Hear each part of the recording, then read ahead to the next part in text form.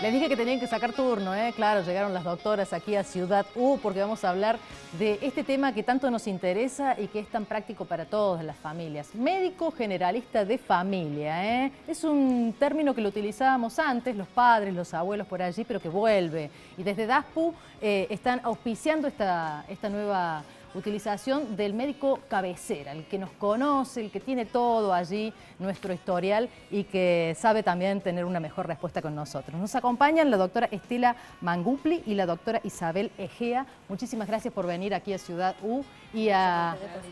Bueno, ¿vuelve el médico de familia?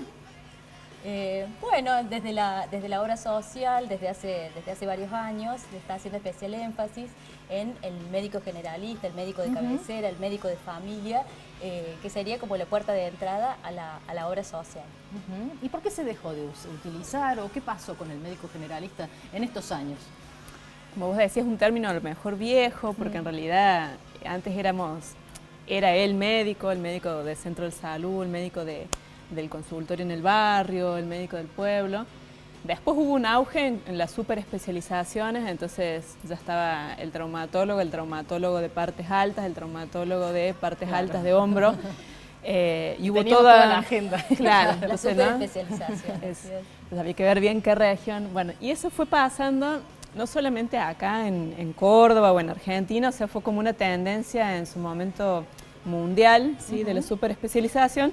Así como ahora es una tendencia también poder recuperar un poco esto de la figura del médico generalista, el médico de cabecera, porque se ha visto las ventajas que tiene tener un médico que te conozca, que vos conozcas y que pueda seguir de alguna forma los procesos de salud y enfermedad por los que vamos atravesando a medida que vamos creciendo, que vamos viviendo. A mí me pasa, por ejemplo, claro, con mi pediatra de mis nenas, que tienen algún problema y uno tiene un teléfono a quien llamar y así se resuelve. Más con el pediatra, por ejemplo, pero no pasaba tanto en los últimos años con los médicos de familia o con el ir al médico, por esto de que se fragmentaba, ¿no? Esto de, bueno, me duele el estómago, saco turno con el gastroenterólogo.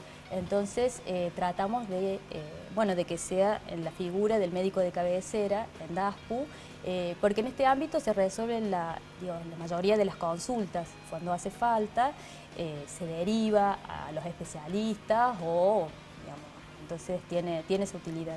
Claro, ¿y a partir de qué edad tenemos que utilizar ya este médico o es para toda la familia, incluidos los más chiquitos? ¿Cómo se utiliza?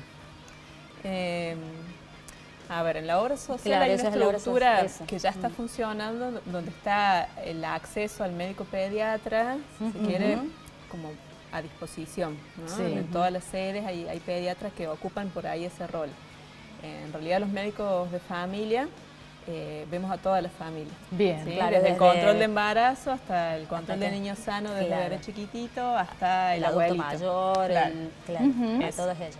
En la obra social quizás ese periodo de la vida, que es la infancia, está cubierto por esta figura del médico pediatra, que como vos decís, en el tiempo no ha perdido tanto este rol de un médico organizador o un médico de cabecera, que es el que te pregunta cómo estás, el que te da un consejo y el que te dice, che, bueno, habría que hacer un análisis, vamos a... Sí. Eso. Entonces, que llega ¿hasta los 15 años? No sé. 14, 15 años, está como ese corte. Entonces, a partir de nosotros estamos viendo, más desde la adolescencia, que en realidad la adolescencia empieza a partir de los 10 años. Desde la adolescencia en adelante. En adelante, ahí ya empezamos a recibir las personas.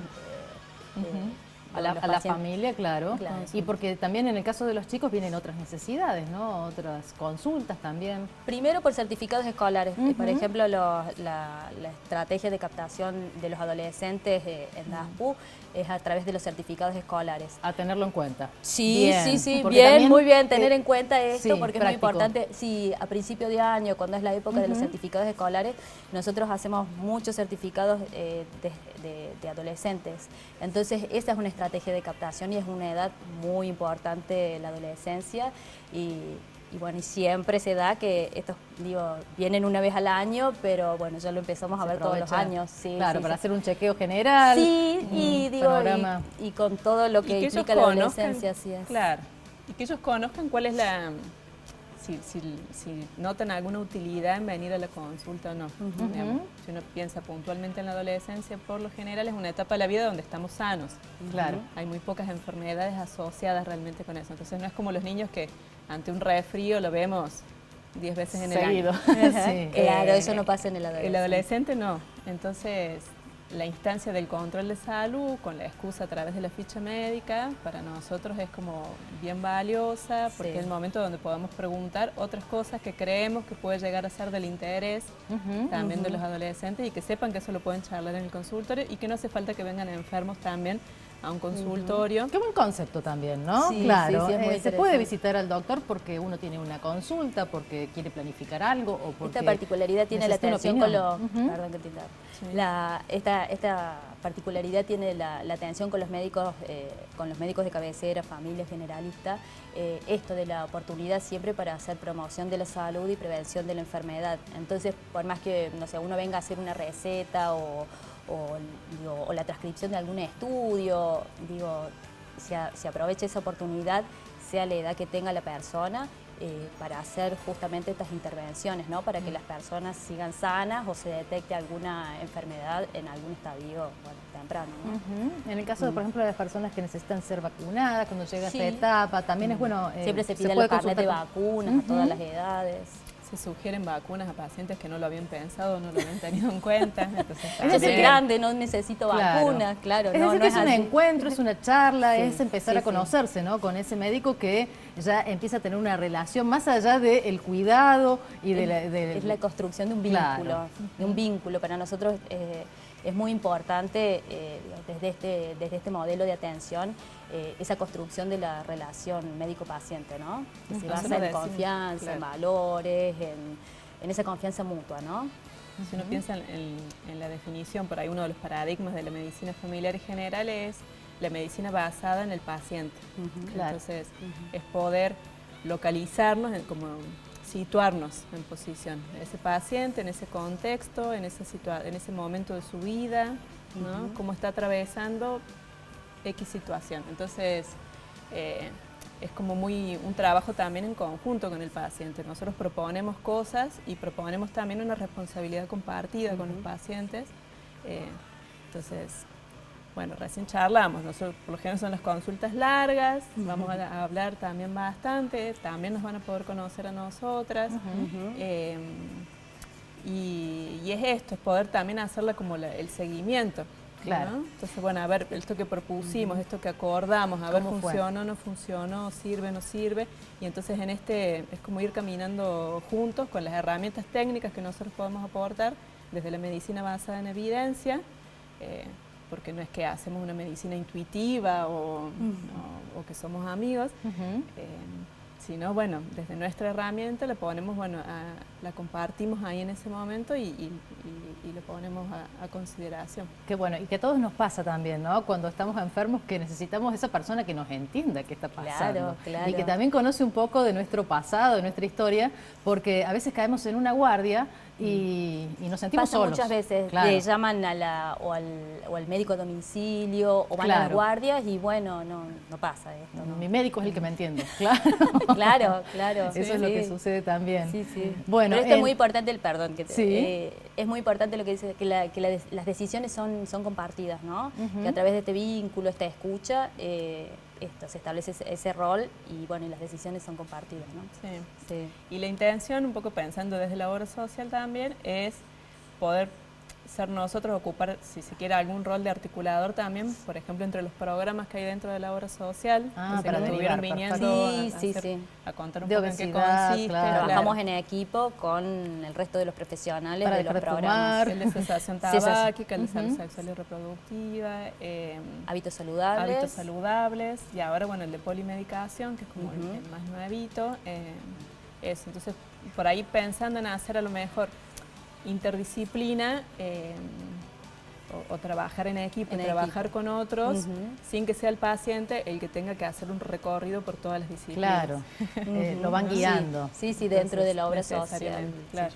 ¿En todas las sedes de DASPU se puede solicitar? Hay médicos de cabecera, sí, en todas las sedes y y me parece muy importante recalcar la accesibilidad de los turnos. A ver. Porque si bien tenemos digamos, las agendas son de lunes a viernes, inclusive los sábados, hay turnos programados y también hay turnos que se dan en el día. Entonces, si uno necesita cualquier tipo de esta atención, sabe que puede ir a cualquiera de las sedes y obtener este turno, ¿no? Claro, eso también es muy importante que la gente lo sepa, porque muchas veces uno termina sacando el turno que está más cerca, pero que no es el especialista que uno conoce. Bueno, hay accesibles y también se puede sacar en el día, porque también uno no elige cuándo se enferma. Claro. Sí, así es. Puede pasar. Sí, pero sí tiene esa ventaja. Y por ahí, por ejemplo, consiguieron esto en el central, pero nos preguntan, pero no sabe qué médico de cabecera me puede atender, yo vivo cerca de la sede Cerro. Y bueno, y ahí los orientamos y bueno, y van a la sede Cerro, sede Cofico, sede Maternidad. Así que eso también es bueno. Compartimos historia clínica, así que también hay la información, no es que la tienen que contar de cero. Se puede todas compartir. Las veces. Sí, las sedes están conectadas, claro. informatizadas, ¿no? ¿Y desde cuándo vuelve este nuevo sistema así del médico familiar?